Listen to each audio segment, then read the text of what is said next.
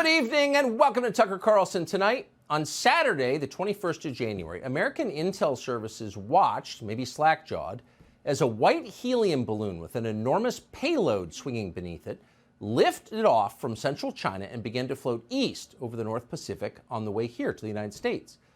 Within a week, it had arrived. On January 28th, the balloon entered U.S. airspace over Alaska. From there, it traveled over the Northwest Territories of Canada, and then it dropped back into the United States over Idaho. By last Wednesday, February 1st, it was spotted by civilians in the skies over southern Montana. A man staring out of the window of an office building in Billings saw what he thought was a UFO. It was too small to be a moon, he said, and so he began to take pictures, which soon appeared on social media. And then almost immediately, the airspace over Billings, over the entire town, was shut down. Commercial flights were diverted. F-22 Raptors arrived from a nearby Air Force base, along with refueling tankers and an AWACS surveillance plane. It was a big story. So it was at this point when the existence of an unauthorized Chinese military aircraft over the continental United States became impossible to hide or deny. At that point, officials around Joe Biden finally decided to tell him about it. Now, we don't know Joe Biden's reaction to this news, but we do know his response. Biden did nothing. He did not order the balloon shot down. He did not call for sanctions or punishment of any kind against the Chinese government that sent it. It was not until this weekend, when the aircraft had traversed the entire United States, including at least one classified nuclear weapons installation, that an Air Force jet finally pierced it with a Sidewinder missile off the coast of South Carolina. Debris was still fluttering toward the ocean when the administration began telling lies, many of them, about what had happened. That balloon posed no threat to American national security, the Biden administration claimed. Why? Because the balloon never transmitted data back to China. Now, how could officials know that? They never explained. Nor did they say whether the Chinese military would send one of its aircraft all the way to the U.S. without a satellite uplink. Apparently, the Chinese just forgot. They're not very good at technology.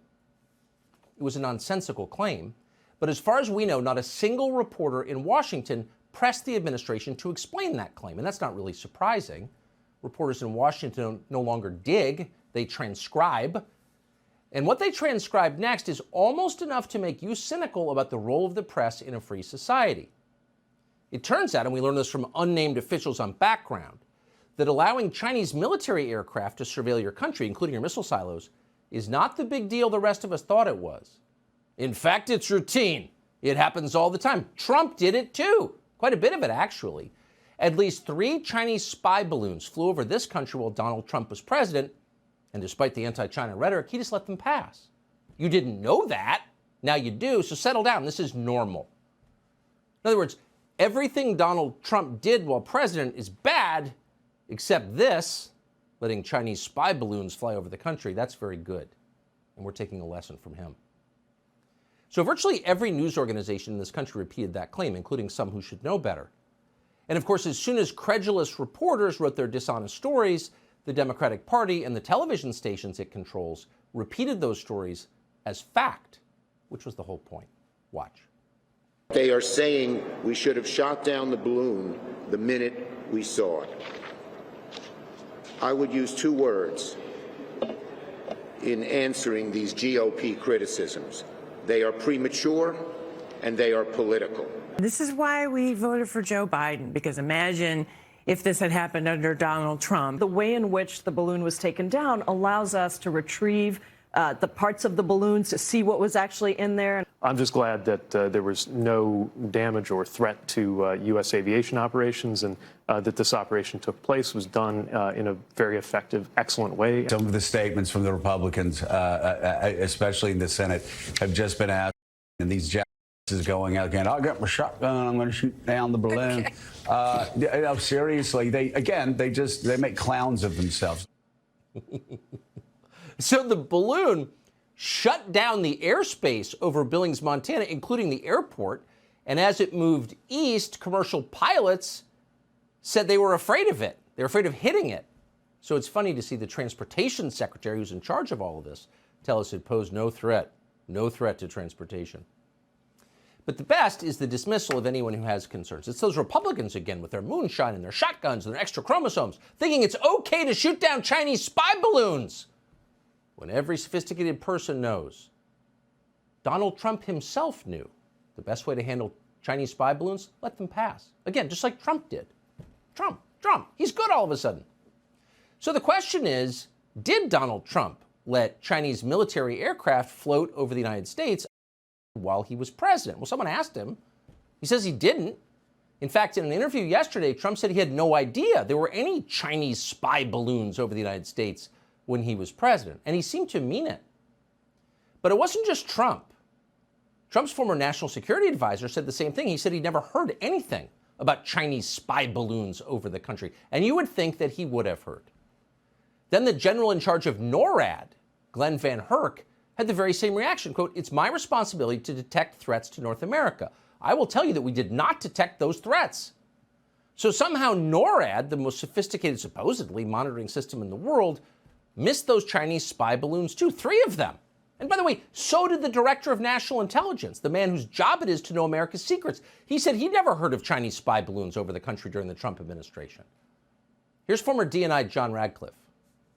Do you remember during the Trump administration when photographers on the ground and commercial airline pilots were talking about a spy balloon over the United States that people could look up and see even with the naked eye, and that a media that Donald Trump wasn't reporting? I don't remember that either because it didn't happen.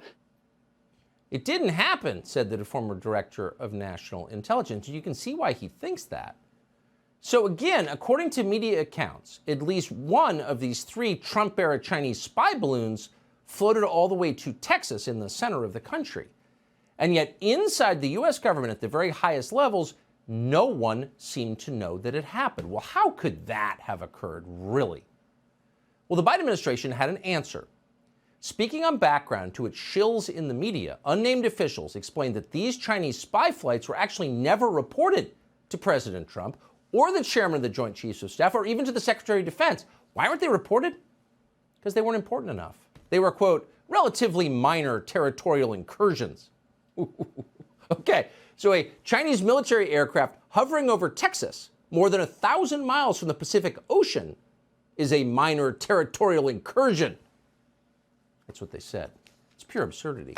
But once again, no reporter in Washington pushed back. They just repeated the lie. And then without warning, the White House changed its talking point, undermining the first lie. Actually, they explained today, nobody knew that Chinese spy balloons were floating over America during the Trump administration. We didn't know. We just found out pretty recently. Watch the smarter but more White House spokesman spin that tale. I can tell you that we discovered these flights after we came into office. I'm not going to get into the specifics of how we did the forensics. I think you can understand that we're going to be careful about that. They're not going to get into the specifics of the forensics. Oh, the forensics. But the one thing they were really shocked by when they took control of the U.S. government was how soft on China Trump was. They had no idea. He was letting these Chinese spy flights go over. They were shocked as anyone would be. That's what they're saying. Now, of course, once again, they can't say more because it's classified. Wish we could. Sorry. So what is the real story here? Honestly, we don't know. The Pentagon ignored our many questions today. Of course they did, because we're not going to transcribe them. So once again, the people who owe you the truth are lying to you. So all tonight we know with certainty is that the Chinese military just flew an aircraft that reportedly contained explosives over the entire length of the United States and got away with it.